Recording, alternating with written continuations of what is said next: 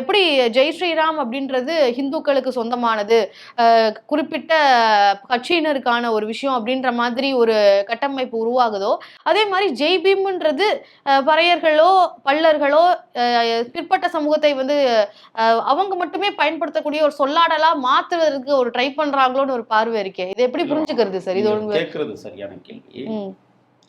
நாம அண்ணன் ஆம்ஸ்ட்ராங்குடைய நினைவு நாளில் ஜெய்ம் ஆம்ஸ்ட்ராங் பேசுகிறார்.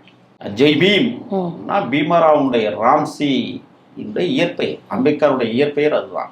பீமராவ் ராம்சி என்பதுதான் இயற்பெயர். ஆகையால் ஜெய் பீம் அப்படின்னா வெற்றி அம்பேத்கர் அப்படிங்கிற ஒரு சொல்லாடலை குறிக்கிறது. இந்த வெற்றி அம்பேத்கர் என்கிற தமிழ் சொல்லாடல் அனைத்து தரப்பு மக்களுக்கும் போதிக்கப்பட வேண்டும். இந்தியாவை ஏற்றுக்கொண்டான்.